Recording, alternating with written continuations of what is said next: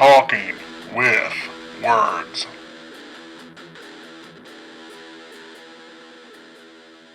Welcome back to Talking with Words. You're here with Rob. James? And Ryan. And we have all watched Season 1 of Hannibal. Hannibal. Starring Mads Mikkelsen. Mikkelsen? Yeah, Mikkelsen, Hugh Dancy, and Morpheus. Lawrence Fishburne, the Karate Kid himself. Mm-hmm. If you're not familiar with it, it is amazing. It is amazing. I love it so much.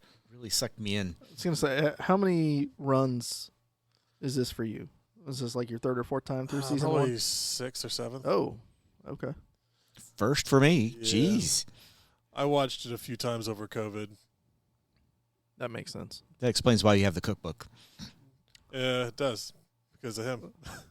That was his Christmas present 2 years ago. You're going to need 2 pandemics to cook one of those recipes. That was really, I knew that Ryan got me when he got me that, because it was his way of saying, like, hey, we can eat them, don't eat me. Okay, all right. He gets it. I showed up one Sunday afternoon, and he's like 5 or 6 episodes in, rewatching it for the whatever time, and I was like, oh, this is kind of good. He goes, we got to restart it. Let's go. And we watched all 3 seasons in like a month, maybe month and a half. Way too short. Was he updating a sketchbook of and puncture points on the body? Maybe. I was building the haunted bathroom during that period. Did he own a cello before or after? No one look at the strings. Damn it. He hasn't answered my question. I'm afraid to find out. I'm not 100% certain. No, sir, I cannot recall. No, I do not recall that. So anyway, we watched Hannibal, and it follows the Red Dragon book. And then it kind of incorporates some of the other things, if you're familiar with the actual publications. But they add a whole bunch of stuff to get Hannibal and Will. This whole season is their relationship building. And Edward Norton played Will in the movie Red Dragon.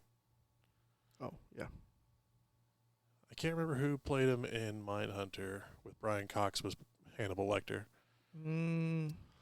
See, I know I've watched Red Dragon, but it was years ago. I didn't have anything coming back to me from that as I started this series. Because of Voldemort. Fair enough. Voldemort? Red Dragon was what, like 2004, 2005 time frame? Maybe 2003? Yeah, right in there. I was busy that year. Okay. He's a busy guy. Let it go. I thought there was more to it, and he just stopped talking. It was work related. I don't go back there. Fair enough. Trauma. We'll allow it. But yeah, that's later on in some seasons. Yeah, it goes through some of the books. It rolls through a lot of season 3. There's some of what happens in the movie Hannibal with Anthony Hopkins and 2 and 3. Yeah, who played Clarice? The movie. Jodie Foster? No, Jodie Foster was the first one. Second one. First one, and they switched over to Jodie Foster compatible. Not really. Let's say I don't know how that would work. I'll give it to her. She did a good job, but she wasn't Jodie Foster. I gotta look it up now. Insert that name. And you know who else was in that one? That was Ray Liotta. R.I.P. Ray. Oh, Ray. We've not seen Julianne Moore. Julianne. I was on Juliet. Oh, okay. Gary Oldman was in that as well. Yeah. Well, I guess he played Berger. But you never see I need to go back and watch that. Yeah, you don't realize it. Yeah, they did a lot of prosthetic. He can't get away from that shit. Yeah, well, I mean, he did cut his own face off and feed it to a dog. Allegedly. Yeah, that was in. They never actually show that, but it's in the flashbacks of the film. Yeah. Anyways. So Hannibal Season 1. TV show. Starts off strong. It does start off really, really well. It really did. You guys had me watch the first 3 episodes, and that kind of like sucked me in. It was. I wanted to know what was going to happen next. I mean, we were introduced to Hannibal the world was introduced to Hannibal in Silence of the Lambs, right? And I'd seen one or two of the movies in between, not enough to remember them really, but none of them eclipsed Silence of the Lambs for me.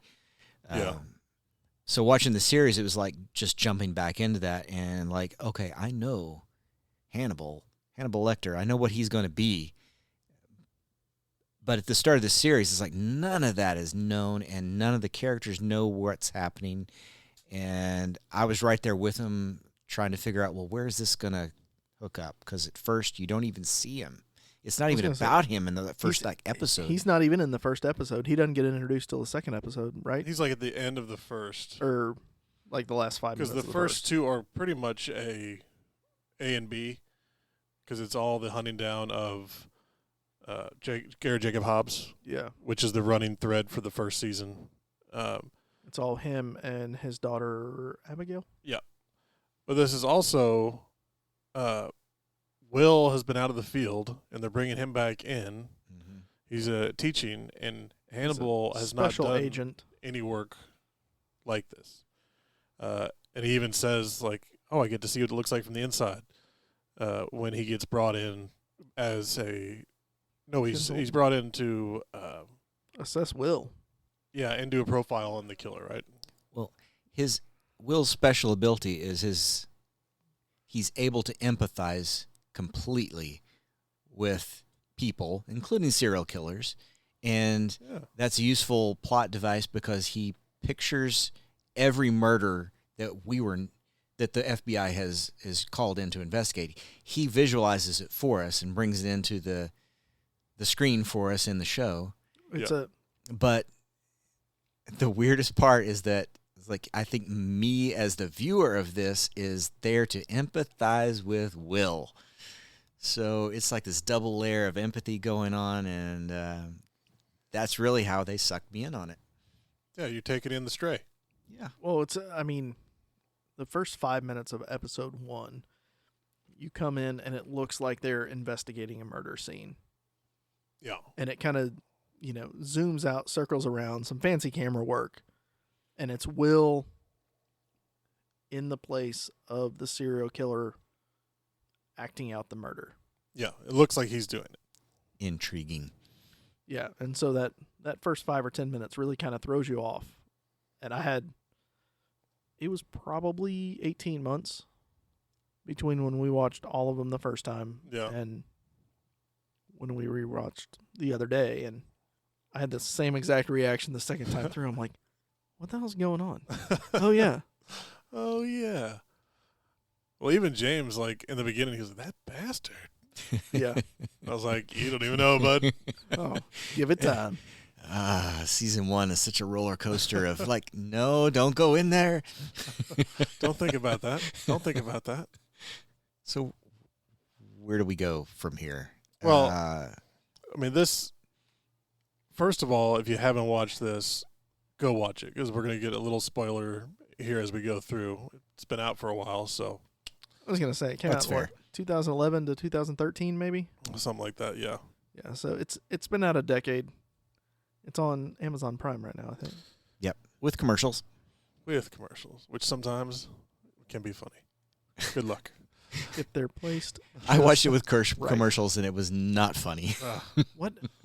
The fates do not shine upon your commercials. Was it Terrifier that we watched Terrifier with commercials? Was amazing. And it was like every kill was a Tide cleaning commercials, solution. Right in the middle of the kill.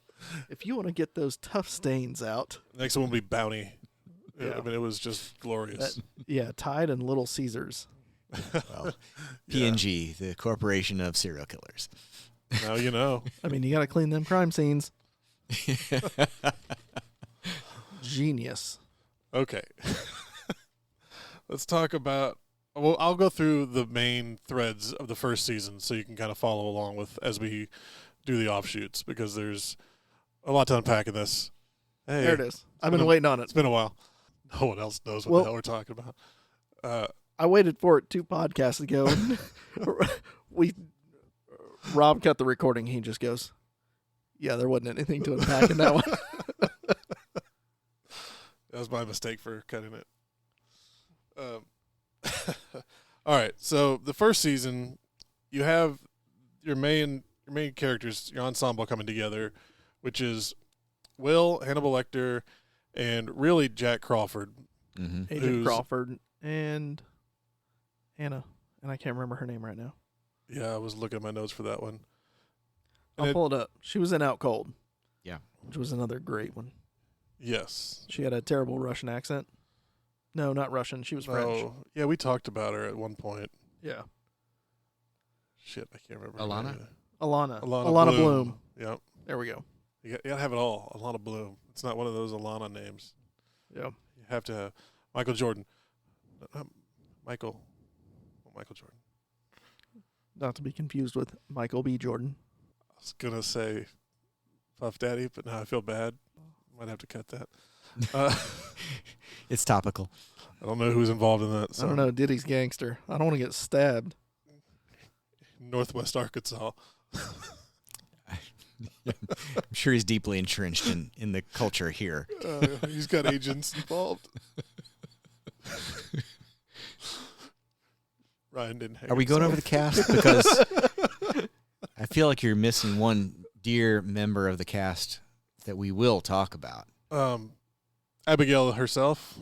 Is that who you're talking about? Or Freddie Lowndes? Maybe. No. Or Eddie Izzard? Scott Thompson. Oh. Yes, Scott Thompson is in this, and he does stand out. At least to me, he does. And to me. Okay. I just can't unsee all his previous work, unfortunately. And Exactly. it seems like he's always doing a bit. It imbues his character. Yeah. It's delightful. So 2013 to 2015. I was a little off. Yeah. Only by a couple of years. We're still coming up on a decade, though. It's a felony. The story starts off with them chasing them is Will and Hannibal are recruited by Jack Crawford to profile this guy and find him. They end up hunting him down themselves, essentially. Hannibal, he just likes to play games, so he likes to poke in there whenever he can. He makes a phone call, gets Hobbs to kill his wife and cut his daughter's throat before getting shot to death by Will. And that sets up the entire opening stage for the rest of this, of them having Will and Hannibal growing closer together and having this daughter, essentially, figure between them, who is also manipulated by the FBI and the other Freddie Lowndes, the tabloid people. Yeah. And while this is going on, there are multiple serial killers they're hunting down as a team, and Hannibal is killing multiple people, and you kind of just have to figure out which ones are which. Some of them are copycats. Yeah. Allegedly. Allegedly. There are beautiful meal shots. Every shot of a meal makes me want to rip out my kitchen, throw it in the river. Use the van. I think the espresso machine I just got is the one in his kitchen, and I haven't gone back to verify. Are you scared? No, I'm actually like, hey, you make some delicious blood look tea at, with look that. at this fucking machine I got. It's Hannibal's machine. Blood cream? Blood? Yeah, sure. Blood something. You can make blood with that. Well, I don't know when to bring this up, but, it comes out in the series, but Hannibal's got this incredible sense of smell, which we discover as the series progresses. He's an amateur sommelier. But from the first meal onward, every time he picks a wine glass, he's like, he puts it right into his face. He puts his nose down in the glass, and there's this like little flick. Yeah. It's his acting. It's Mikkelsen's acting going on there, but he does it the same way every time, and it's so Hannibal. You know what? Now that you bring that up, I feel like he may not be acting there, and that's just what he does every time he drinks wine. He just fucking loves wine. Well, from now on, I don't know how I'm going to drink wine not doing that. I mean, he's Mads Mikkelsen's a relatively cultured individual. Doesn't he speak like 4 or 5 languages? Yeah, he speaks multiple. Yeah, so it wouldn't classy guy. It wouldn't surprise me if he's at least an amateur sommelier, and if he's got the Hannibal role for another reason other than look at the part. Yeah, I feel like they put him on set. They're like, by the way, you're going to make a filleted leg hawk today with a raspberry cream tartare sauce and everything else. He goes, oh, yeah, I made one of these the other day. I got this, guys. Get out of the way. That's the crazy part of the whole series is that Hannibal's a very busy man, and I don't know how he has time to fix any of the meals that he's putting on. Oh, yeah. Rob and I looked through the cookbook, and it's like an hour and a half to 2 hours average per meal. Per day, per week. Yeah. And we've never seen the full grounds that he operates on, but he's got to have like a smokehouse. Yet. There's got to be a smokehouse somewhere there, at least a wine cellar of some sorts somewhere. He's got to have a lot of shit in that house to keep those meals going.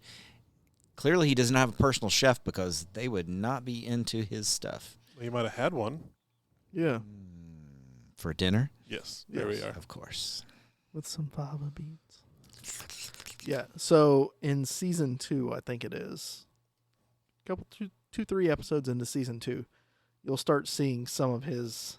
You'll go more into his house, and you'll see more stuff in his house other than just the dining room and the kitchen. You get a little, I'm going to say it, deeper into Hannibal. Yeah. In season 2, and deeper into Will, I guess too. Mm-hmm. Menage a deep. Well, we don't know what he did during his disassociative states. Oh, that's true. We can imagine him doing anything we want him to be doing. Hey. I'm doing that right now. If my eyes are closed. James, put it back. Yeah. It's not a porn podcast, James. Jesus. Radio. Turn on radio. I'm over here. Throw your boys, fool your friends. Fun at parties. So as this relationship builds and everything else, they're catching these killers, and Will's going insane. And ouch.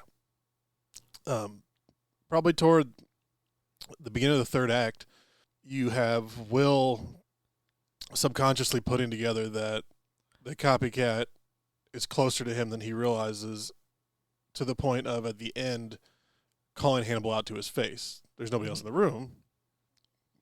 Yeah. But he's yelling at Hannibal that he's a killer, and then he's going to shoot him because his brain's on fire. Do you remember what it's called?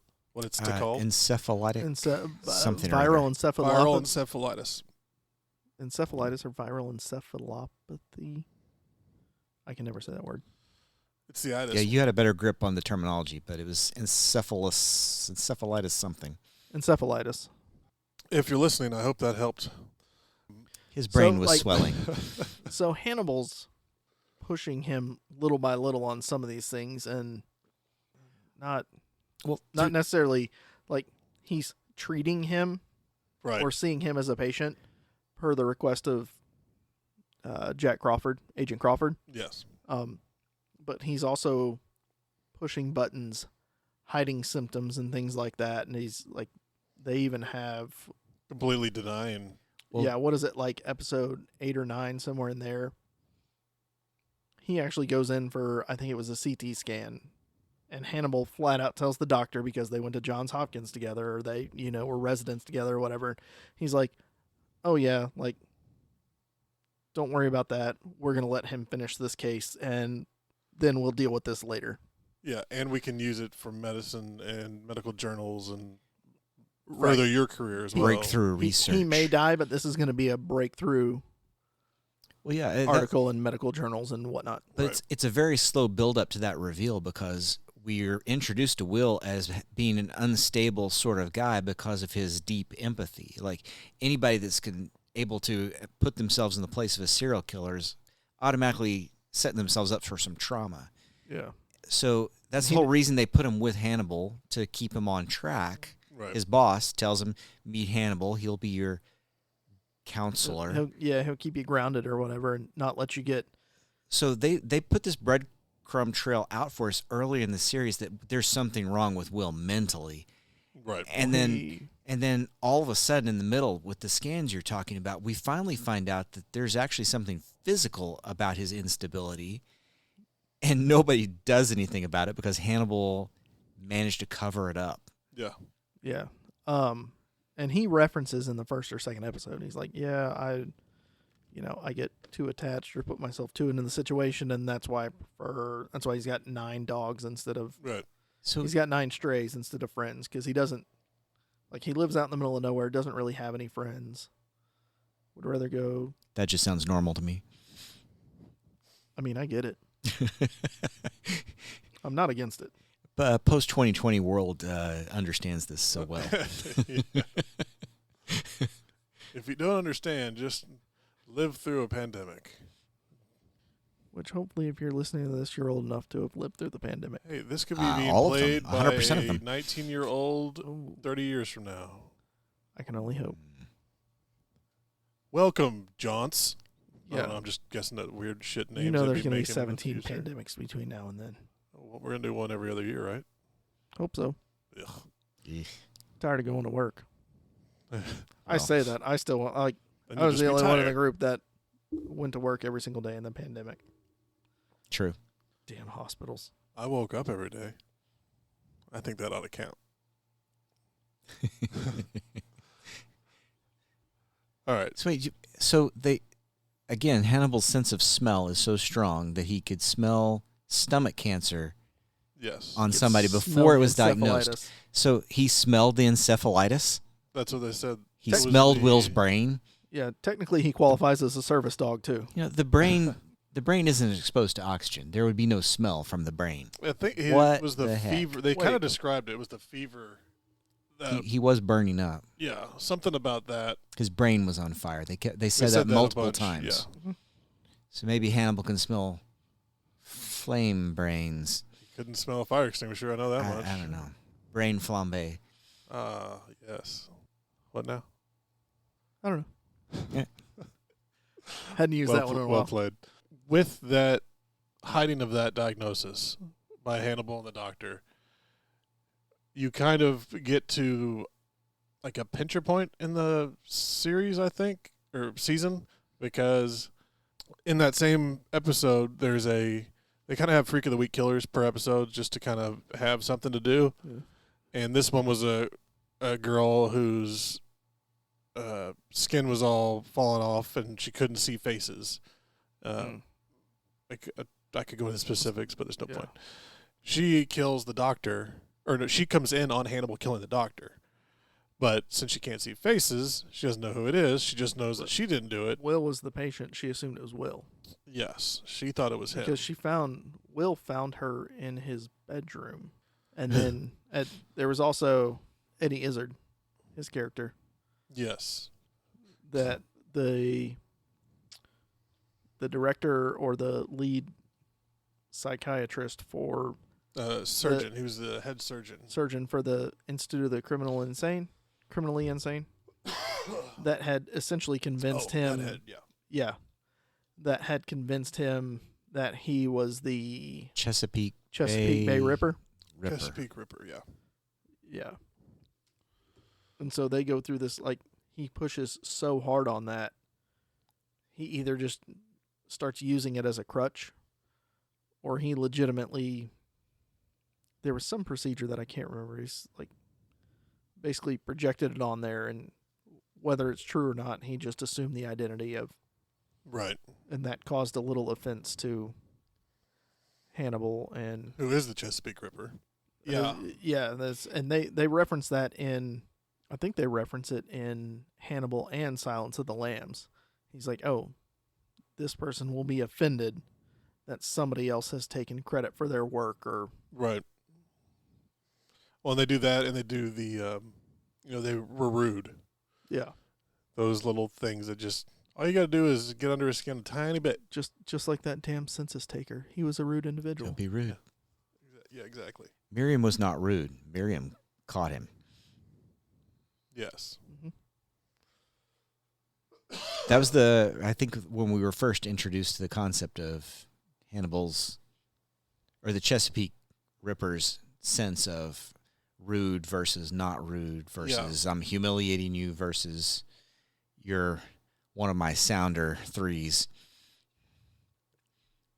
Because, the Chesapeake Ripper's, as Will explains to us, the Chesapeake Ripper has been killing in threes, because those are sounders, which are basically enough meat to eat Right. in one batch. And then he goes a while before he does another round of 3 killings.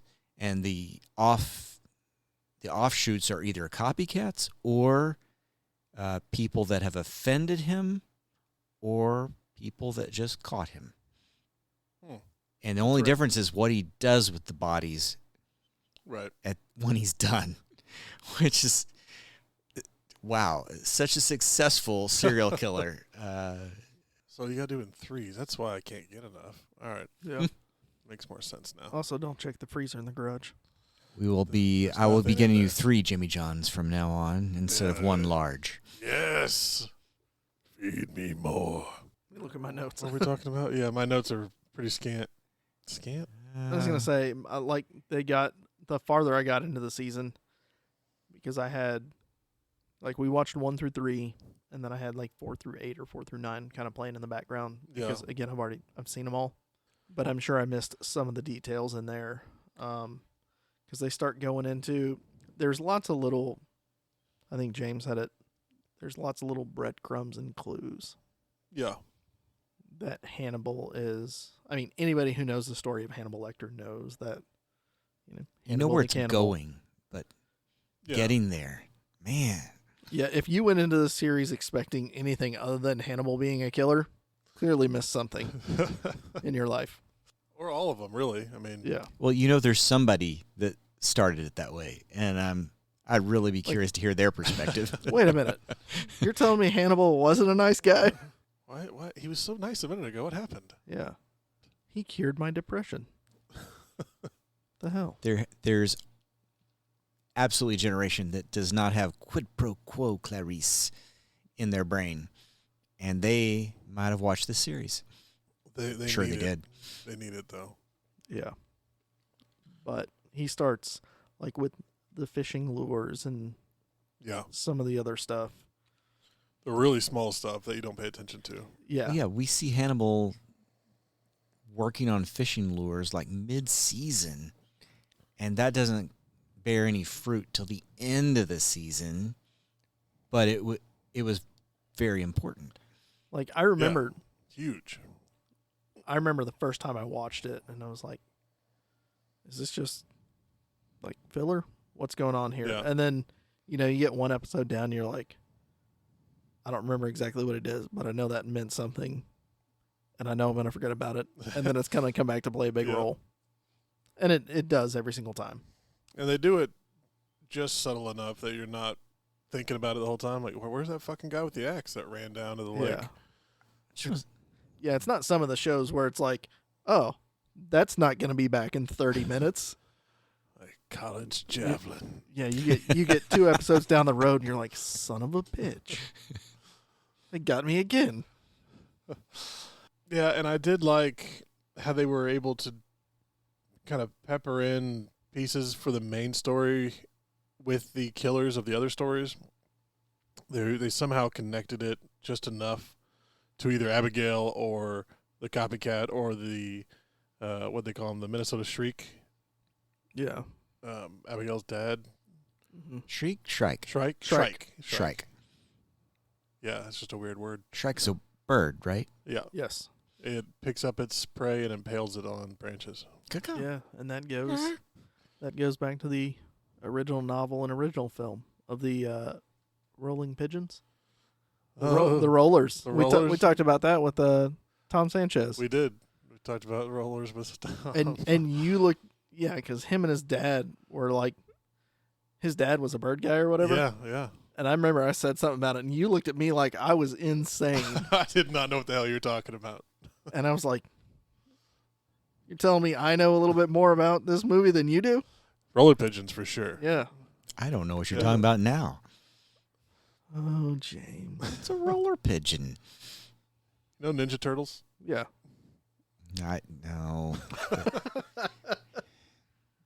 That occurred in my gap of cartoon watching. We won't make everybody sit through this, but there's a short scene where Hannibal's talking to Clarice about pigeons and are you a roller or a something else? And, if 2 rollers get together, they'll die during mating or. Yeah, we're gonna have to cut all that out. Yep. So, But it's a reference to the original Silence of the Lambs. Yes. I've got a question for both of you. Which was your most iconic kill in the series in season 1? Most iconic Or- kill? Or the one that you were most like, wow, whoa, huh? I did really love the cello guy. That's my answer as well. Yeah. Ryan? I like that one. The dead body tree. Yeah, that was cool. The totem pole. Yeah, totem pole. Thank you. Yeah. And I like the angels. I thought those were awesome. Oh, Yeah. that was early in the series, and I was like, oh, what am I watching? Well, I mean, look who you're hanging out with. The angels Hey. the angels were gross to me. You should know better by now. And this aired on network TV? Oh, No. yeah. Yeah. Yeah. Or was it HBO or something? No, it's network. It was network. It's not HBO. It's just regular ass TV. What James is into Hide over your here kids, hide your wives.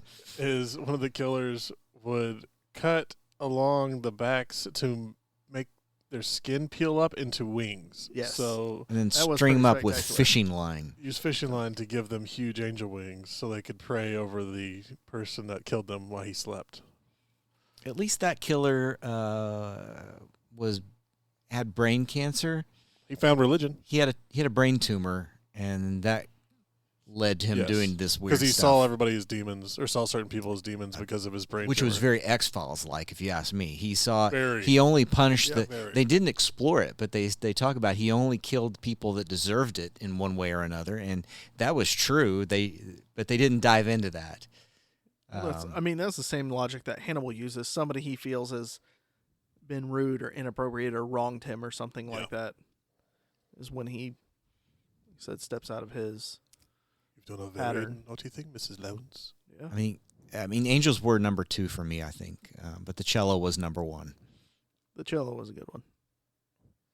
And And then we had there's a handful of, I don't want to call them accidental kills, but like Will shoots Yeah. the Chesapeake or the Shrike.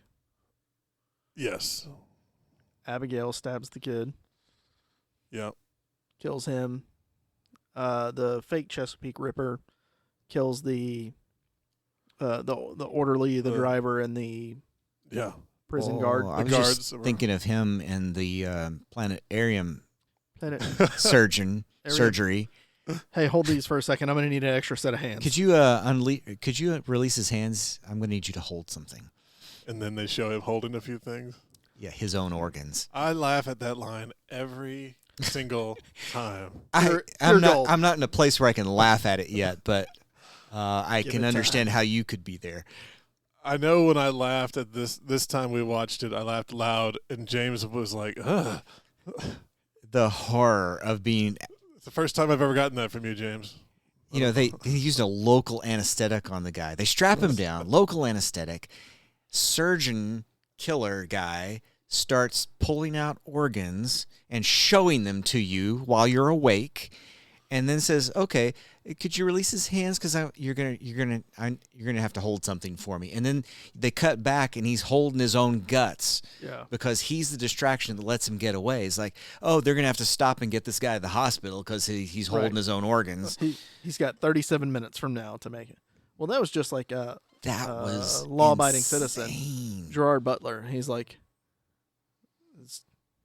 whatever paralytic he used. He's like, you won't be able to move, so I don't even really have to keep you tied down, but you're gonna feel everything. Yeah. Here's some adrenaline to keep you awake, and just so you can see everything, I got a mirror up here. Bear with me. This is my first time. Yeah. That was a good one too. Or my favorite, dog soldiers. Oh yes. Put my fucking guts back in. They won't fucking fit. Just smashing him in the This is a Tropic Thunder move. I think I can put it back in. Oh, I love that shit. Anyway. Freedom. So Hannibal, they all get to Hannibal's house from here, which is a big scene that resonates later on. I was From the gonna say, planetarium? Planetarium. He catches outside of Alana Bloom's, Dr. Bloom's house. There's what appears to be an aloof agent who's supposed to be providing. Well, he goes to Hannibal's first, and Hannibal gives him the address. That's right. Because then he totally blacks out. So we don't know what conversation Hannibal had with Yeah, but he Izzard's character. Yeah, he strolls up behind Izzard and puts a 45 at the back of his head, and he's like, "Get in the truck." And As you do. Yeah, I mean, I get it, but yeah, and then he's, he blacks out in that time frame, and he wakes up and he's basically standing in Dr. Lecter's dining room. Yeah, by himself. Yeah, And I like the way those conversations go when, like, I guess everybody kind of sees each other, because in that room, other than Will's in a coma, essentially. He's having a seizure, a mild seizure. Yeah. And you just got the other two characters, and they both see each other. The way they talk, it's kind of like,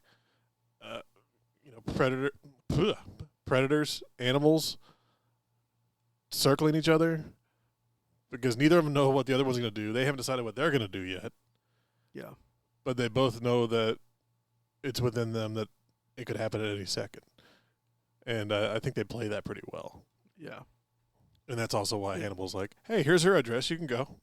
yeah. You're waiting for the other person to jump. Yeah, exactly. So Hannibal had basically 2 fight scenes in season 1. One with The girl, and one with he had Jack's.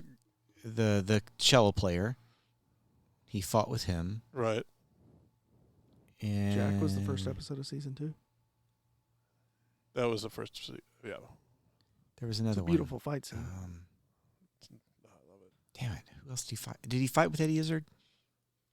I don't know that you could qualify that one as a fight scene. I don't think he had another one. There were several scenes where he just kind of, again, I don't know that you could. He would just kind of lean in and do something and then lean back out.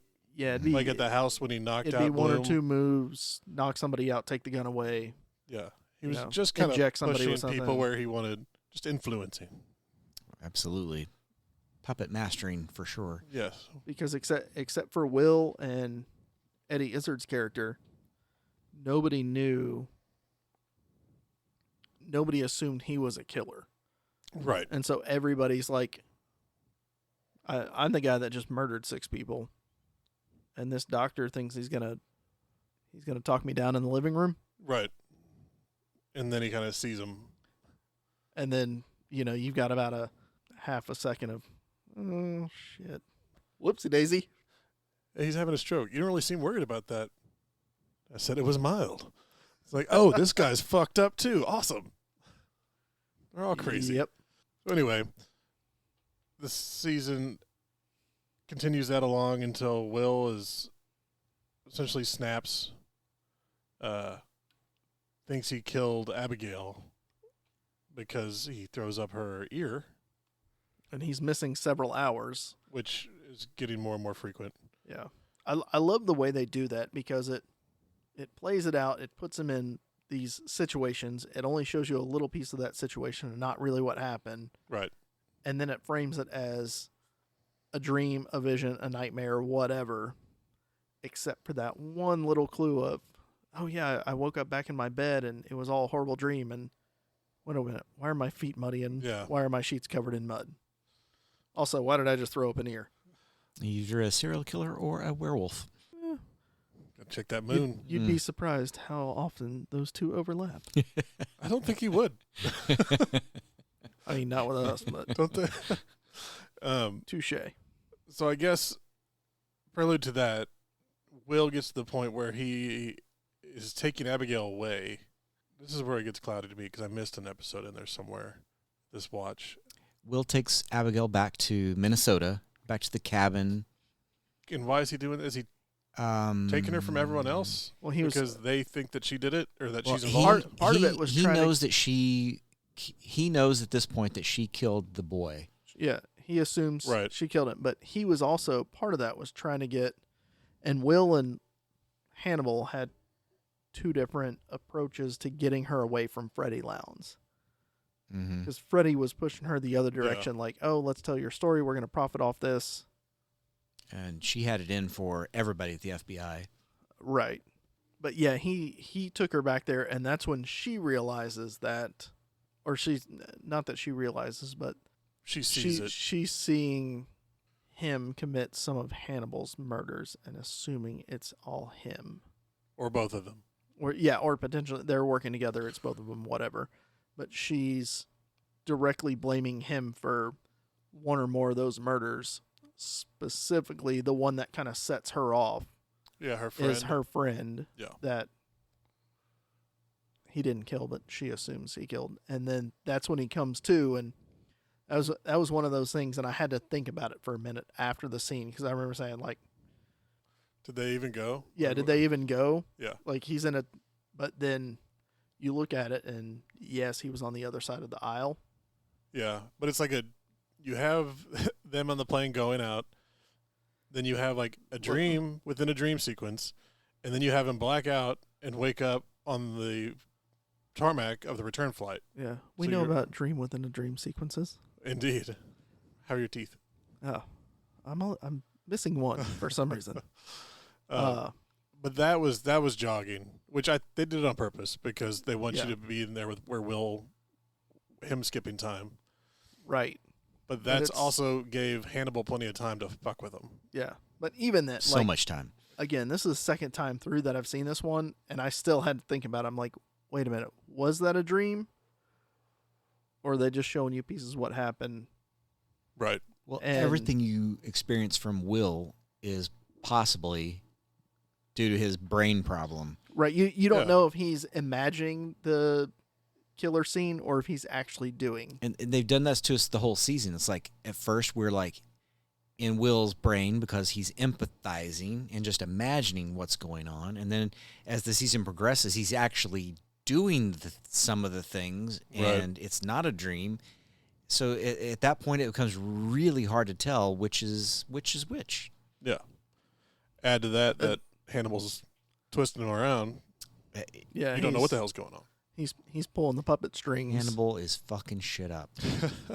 And then you're usually one or two episodes out, and you're like, okay, that's not exactly how it happened, but that really did happen, and it was Hannibal, not Will, or Right. Will really saw that. Hannibal's just convinced him he didn't see that, or he doesn't know that, or whatever. I mean, they did a really nice job of making sure everything comes back full circle. I love the reveal with the clock Yes. because we're watching it, but then they're like, oh, yeah, remember everybody else in the movie that doesn't, or the show that doesn't know what the fuck's going on with Will and Hannibal either? Well, let's clue them in on what you know. And they Mhm. show them, they show Bloom the clock that Will drew, and then Will drew. I thought that would do it right there. Just prove to her, Alana, that oh yeah, he's got a physical problem. It's real. And then they go to Hannibal for confirmation because surely he's seen this and is like, oh, here's the picture that Will drew 3 weeks ago. It's like He's redrawn it he's in redrawn his it. journal, and they're like, oh, that was only 2 weeks ago. Fucking Hannibal. This disease is progressing way more quickly than or we thought it Yeah. would. Or he's been faking it all along. He cast that impression too. It's Yeah. like, but the fact that it was diagnosed and he was treated before the end of season 1 sort of blows that out of the water. I mean, he definitely had the disease.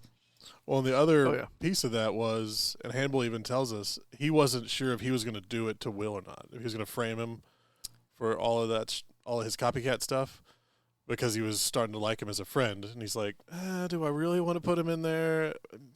Yeah, let's see what happens.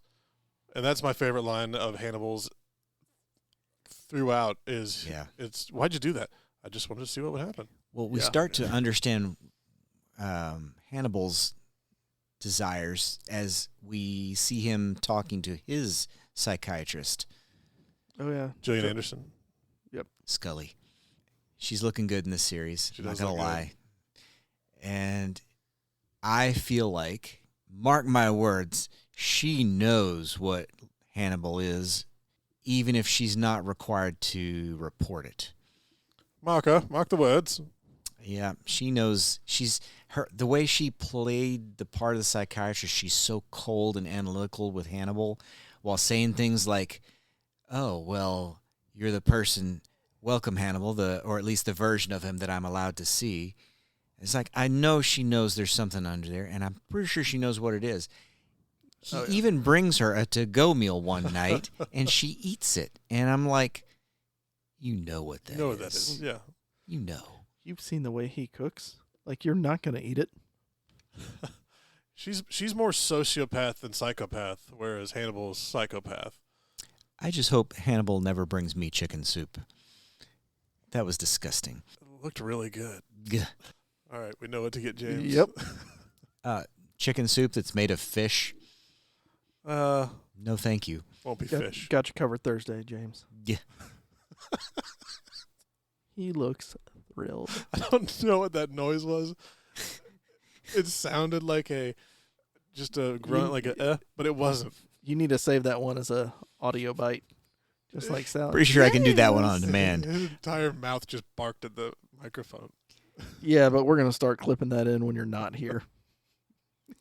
I'm gonna make that pork blood chocolate pudding for you. Yes. I'm not eating it. I'll eat it. That's what she said. But where will I get pork blood? That's the real question. Got you covered. Yeah, just swing by tomorrow. I don't want to I got present plenty any of it. competition to the local vampires. We've got James Woods. Ooh, piece of pork blood. Anyway, this season wraps up with Will being framed essentially from what he's telling us that he killed Abigail, even though he has been arrested for it with her blood under his fingernails. Her hair built into a fish. So, like, That was what you were talking about earlier. Multiple victims in the fly fishing. Yeah. The copycats victims. Yeah, Lecter put enough evidence out there where only he would know to look because, like, nobody else is going to dissect all the fishing lures in hopes that one of those has a strand of her hair in it. I thought the same thing when he went down and started going over it. Yeah. It's like, I noticed no one else is looking at it. He's going to be the guy that, look, what's this? Yeah. Hey, let's check the one that's on the clamp under the magnifying glass right now. I can't believe the and FBI. ignore the other 47 in the tackle box. Yeah, So, like, he's created enough evidence and knows exactly where to look for it that if he, like you said, he was, for part of the season, he's still contemplating whether or not he wants to use Will as the fall guy. Right.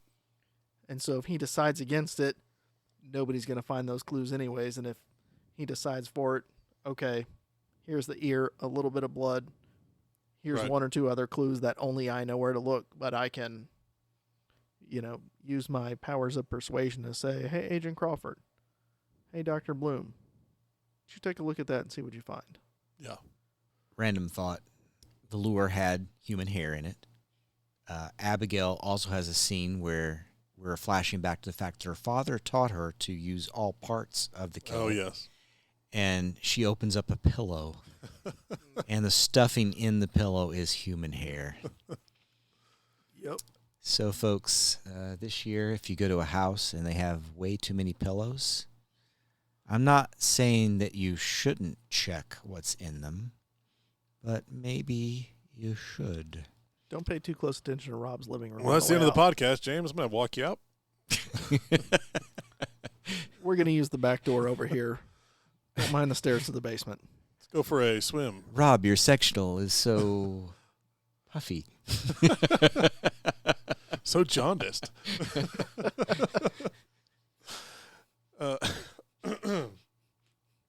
yeah, Will goes to jail, gets arrested for Abigail's murder, and we have a moment with Hannibal with his psychiatrist talking about if he did the right thing. They're both having different conversations, and maybe even another one that I wasn't aware of because they do that a lot in this. Yeah. But it ends with the reverse of the Silence of the Lambs intro where that was beautiful. you have Hannibal walk down the asylum. What? I just said aisle and asylum. Asylum or sanitarium or whatever. I'm fucking sticking with it. He walks down the aisle to Hannibal's. I liked it better the first time. To To Will's, Will's room, and they're playing one of the songs that he listens And he to in just- the movie. Mm-hmm. he and just frames up in the cell. Yeah, where Hannibal should be, we see Will. The one thing we didn't want to know would happen at the beginning of season 1. The all is lost moment. Hello, He's so happy. Dr. Lecter. And I can't wait to find out how much Will remembers, because it doesn't. Maybe he remembers everything. Maybe he remembers nothing. But in that one exchange where Dr. Lecter's meeting Will across the bars, it's like, what the fuck is going to happen next? And Well- that's why I'm going to watch season 2. It looks like when There you they're go.